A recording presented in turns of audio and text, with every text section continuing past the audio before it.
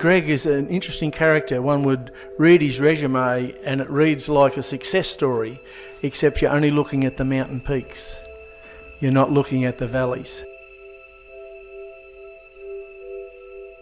What was my childhood like?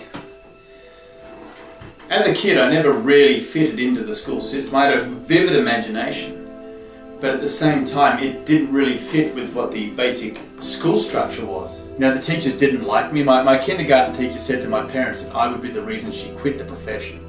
And the trouble with her is that she was what I now call a paycheck teacher. She was someone who was just doing the bare essentials to get from Monday to Friday so she could go home and forget about us for the weekend. And as a kid, you need to have your mind captivated, your heart captivated, so you can go somewhere new, somewhere better, and be inspired. And I found that was lacking in most of my teachers.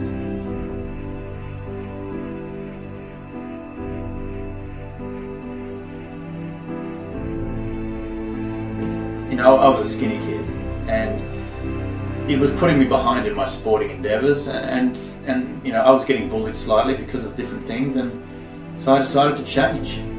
You know, so I engaged training into a gymnasium with a friend of mine, and I found a magazine, and I found a photograph of a man called Bob Paris. Now, Bob's physique was astronomical, incredibly symmetrical. It was almost like it was a Greek statue. Bob had just won the US national heavyweight and overall bodybuilding titles. And I was taken back by that, and I got so inspired, I jumped up with the magazine in my hand and said to my friend's parents, "That's going to be me, I'm going to win the Australian heavyweight bodybuilding championships." The room fell silent. I'll never forget it, and then they erupted in laughter. His mother told me it was the most stupid idea she'd ever heard. Now, I'd faced negativity all through my schooling life, and to get that said to me again, well, that was pretty rough, and I remember storming out of their place and not going back. And I went to the gym and I sat down and I just decided that right then and there that I was going to become the national champion of Australia. And so I immersed myself in my sport, and everything else took a second base to that. You know, I worked hard. You know, I didn't place for the first show, but eventually I got better, and I kept working at it, and then, you know, I started getting fifths and fourths, and I was very hungry, very thirsty to do this and to learn, and so I decided to teach myself. You know, it probably took me longer, but at the same time it taught me the hard road that I would need to take in many other things in life.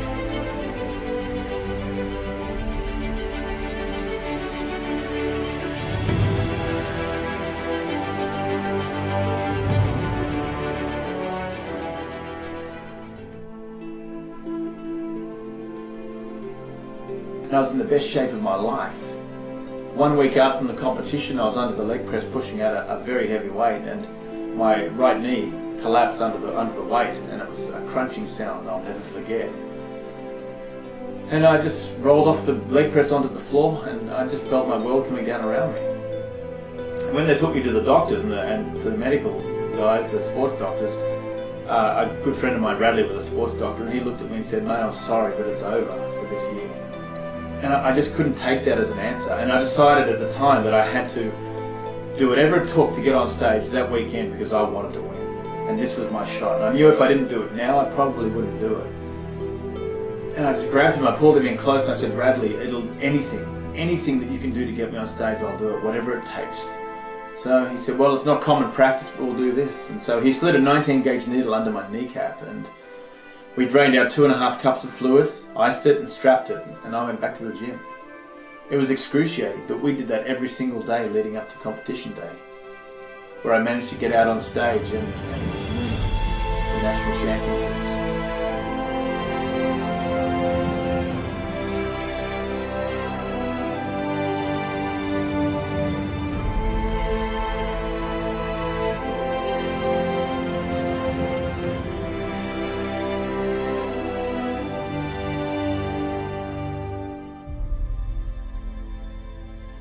You know, it was a dream come true for me. So many years of people telling me I'd be nothing. You know, my school teachers told me that I would be nothing, that I had no future, was probably going to be a vagrant.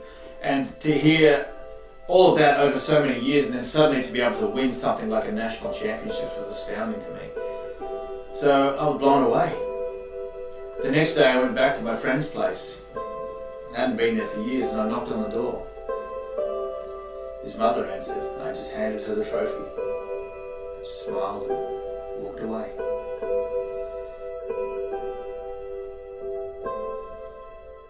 But what it did do, it set in stone what I could do if I put my mind to it. There was nothing that was out of my grasp. And I started reapplying my knowledge to other things. So, you know, I decided from bodybuilding when I retired that I wanted to get into movies. And I'd been a martial artist my whole life. I started doing martial arts as a very young kid. And so I decided, well, if I'm going to get into movies, then I better go start. You know, my friends told me I was stupid, that no one would look at me because my only qualification now was a carpenter. But I thought, you know what, if I could do it with bodybuilding, I can do it with this. So I stuck it out, and they were right. Door after door got slammed in my face. But you know, instead of thinking that I couldn't make it, I thought, well, how else do I make it? No, how else do I get through? How else do I make the mark I want to make? So because of my martial arts background, I decided to go via the Hong Kong route. And I thought, well, if I do that, at least I've got a shot. So I went for it. But I figured very quickly they wouldn't read unsolicited mail. So I set up a film company.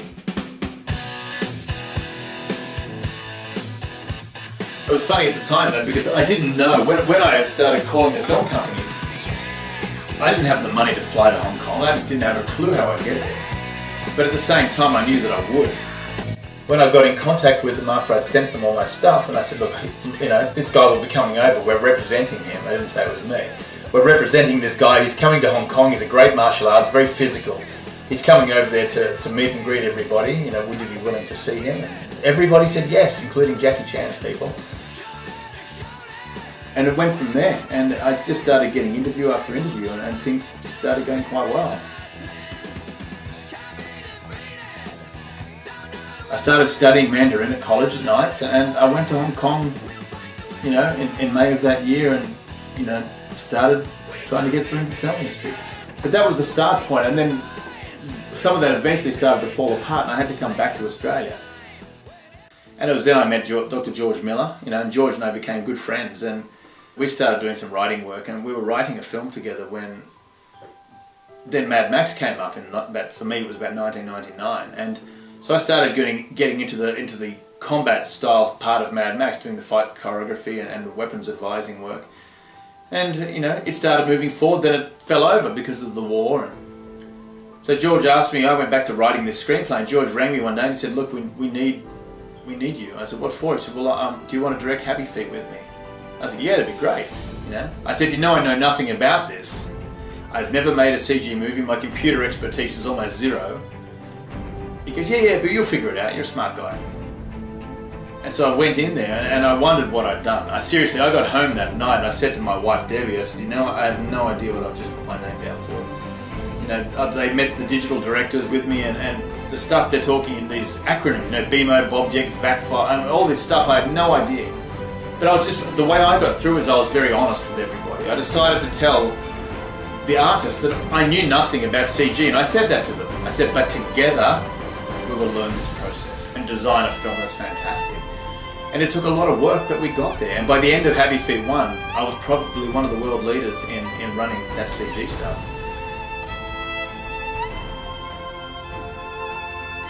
And then, of course, we started prepping for Mad Max again, and then it fell over again, so we went back and made Happy Feet 2.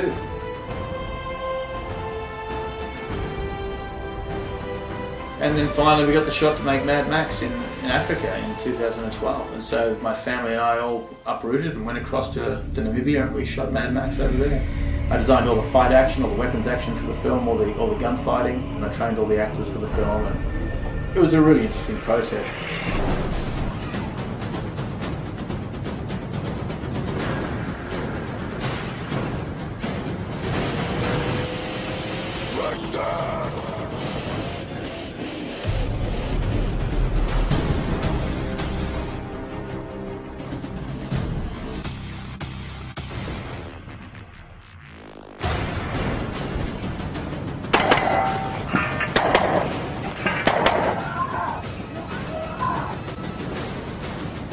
The film was a hard film to make. It was very desolate out there where we were.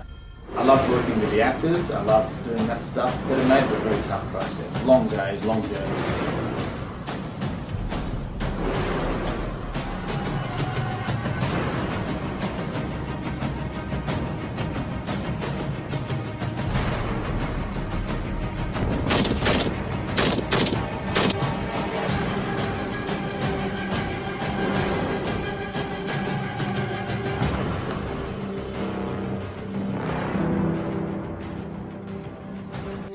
you know, a long-term film, you get a lot of political agendas going on, and it became a very rough process. And I didn't enjoy the process of making the film at all.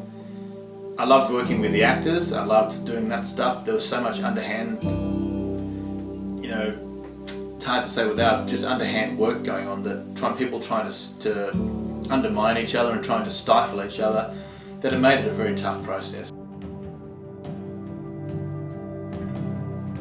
You know, it even pushed me to the edge of life at one point in time, where I sort of, you know, didn't realise if I was going to make it home or not that night. I was pretty dejected about things.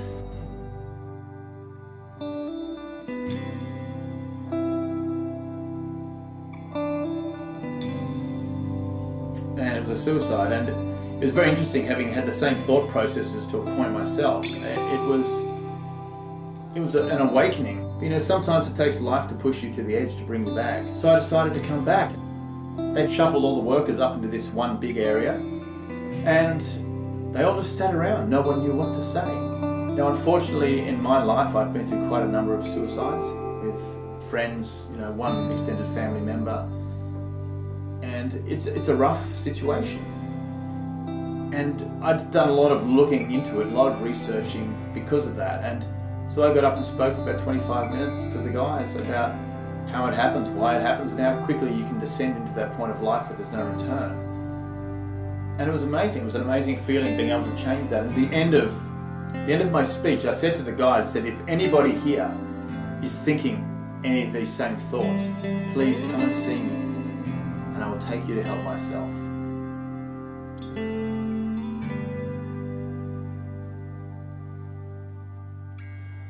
At the end of that meeting, 6 guys came up to me and said, we're thinking of killing ourselves.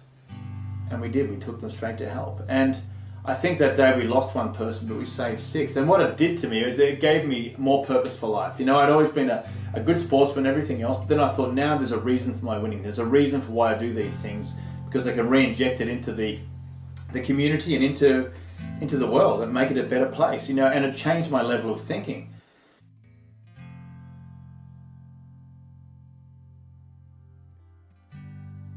And then to come back from that, then re-engage with my shooting partner, Craig Ginger, to go across to America in May of 2014 and win the World Championships together, was a dream come true. You know, I'd wanted to be a world champion from the age of 4, and it had never happened. You know, that was my dream. I used to stand in the kitchen with my mum and say, Mum, when I grow up, I'm going to be a champion, a world champion. All right. Yeah. One down.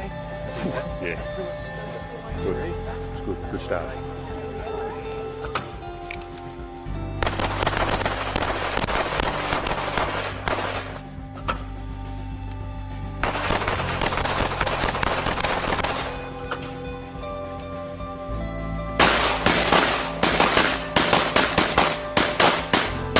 My dad was a world record holding kayaker from New Zealand. He crossed between North and South Island of New Zealand 2 days before coming to Australia. In 1963, in a kayak he built himself.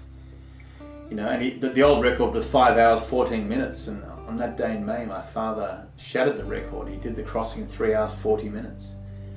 And I think the record still stands today.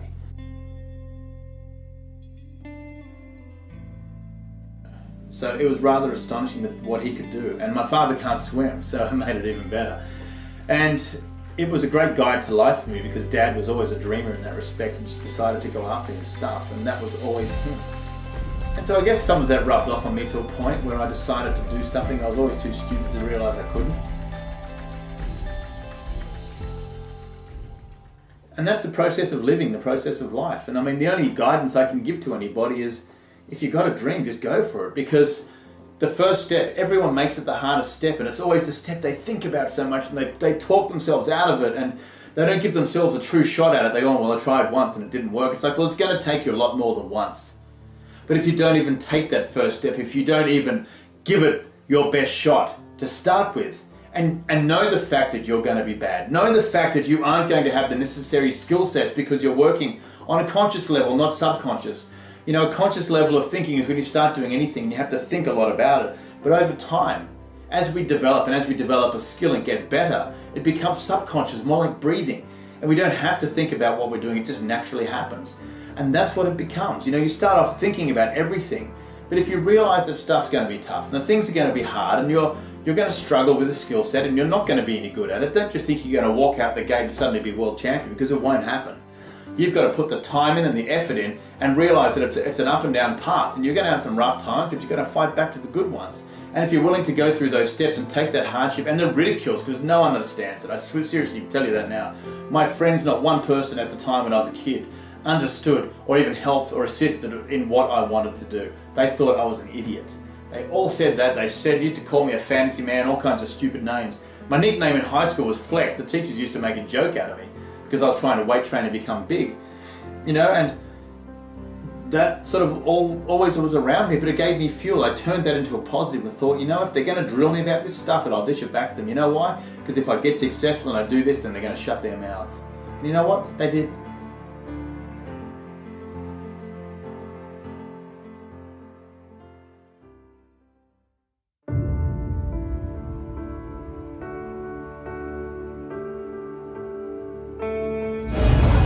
Hey everybody, GVB here. We're here at the World Speaking Championships in Denver, Colorado. It's been an absolutely amazing experience.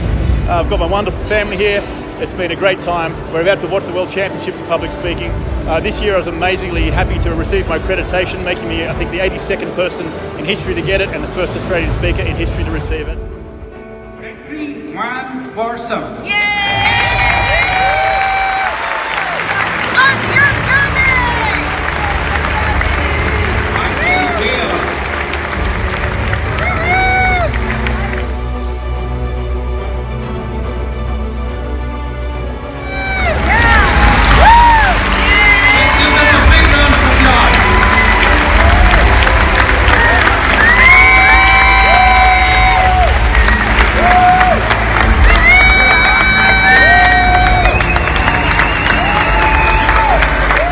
Want to go for a dream, if you've got something inside you that you think you can be great at, something that you feel was put on earth just for you, then go for it and don't settle for anything less, and don't let people talk you out of it, because the human species is like crabs in a bucket. They're going to grab you, drag you down and hold you down as long as they can, because it makes them feel better about their lives and what they're not doing.